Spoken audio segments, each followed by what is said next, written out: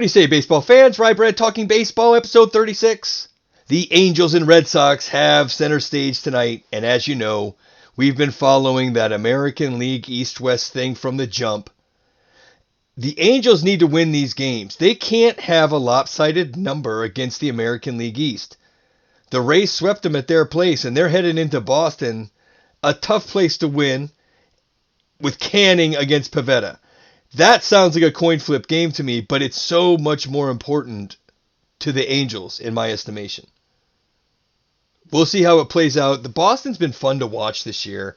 I find myself watching more Boston, more Cincinnati, and more Seattle than I anticipated. But there I am. The Rays are going to host the first place Mets.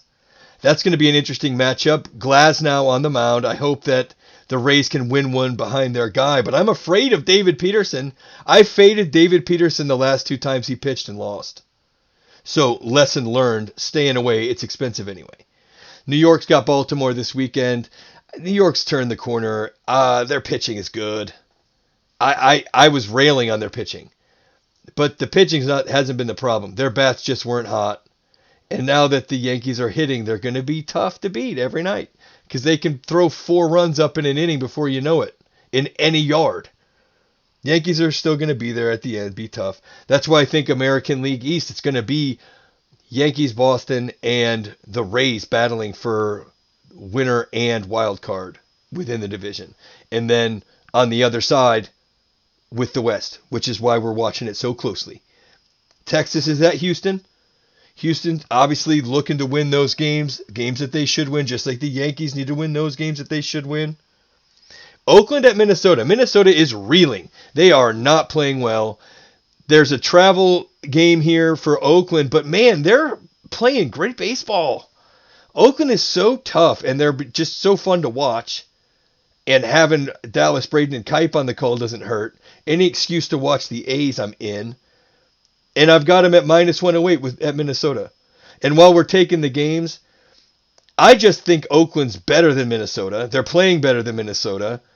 Full of confidence right now, I think, in Oakland. And if you're Minnesota, you got to be thinking about where's this season headed. They're looking weak. I know it's early, but man, they got to start winning games. At some point, you got to start winning some games. And that's the team you don't want to see. Oakland wins a lot of games.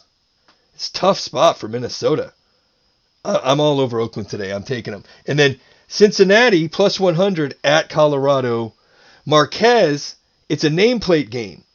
Marquez is 1-4 with a 5.49 ERA and a 1.65 whip. I know he is a Colorado pitcher, and you expect the ERA to be elevated.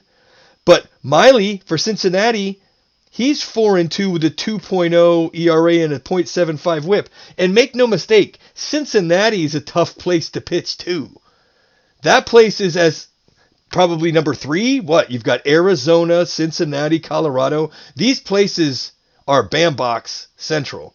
So it's not that big of an adjustment for Miley, I wouldn't think. He's used to pitching in that small yard. I don't think this is as big of a number that it should be.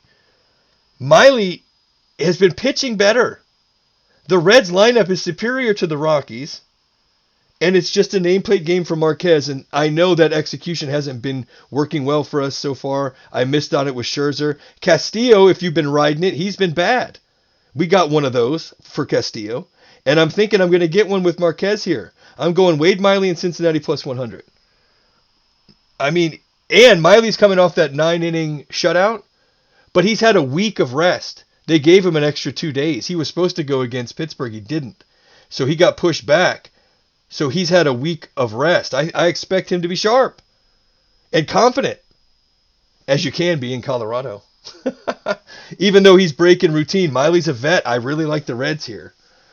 Other pitching matchups for today before we forget. You got Kansas City at the White Sox. Jake Junis at Michael Kopech. Kopech getting the start. Treat yourself to that. The guy's electric. Scherzer's going today at Arizona. I'm not touching it. Riley Smith. But Max, I made the mistake of doubting him when he was going through a rough spot. Won't be doing that again. Atlanta at Milwaukee. Now, I was going back and forth between Philadelphia and Atlanta in the NL East. And I'm probably just going to stay with the Phillies because you just don't go changing your picks. Atlanta's looking like a wild card team to me if Acuna's not hurt too badly. I like Atlanta a lot, and I wouldn't be surprised if they won. We'll see a lot of the Mets this weekend. You know I'm going to be watching Mets and Rays, so maybe I can start to get a handle on this NL East. I've been very upfront about how I'm not seeing things well in the NL East, yet I continue to bet it. Pretty smart! But anyway, I wanted to spend some time on Cleveland and Seattle. Seattle's calling up their young guys. They had Logan Gilbert up last night. He has good stuff. He's only had one AAA start, so he's got some seasoning yet to happen, but he looked pretty good. He had 5 strikeouts. Reyes hit a bomb, Fred Mill. Go easy on the kid, will ya? It was a bomb.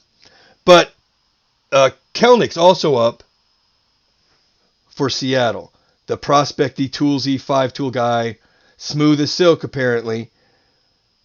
We'll see how the Mariners fare trying to climb back into it. They've lost a few games in a row here. They need a little spark. Maybe these young guys can give it to them. Although, like we said with the Rays, it's hard to call up your young guys when you're struggling. You want to call up your young guys when you're doing well. And you've got Savali going for Cleveland. Cleveland's pitching.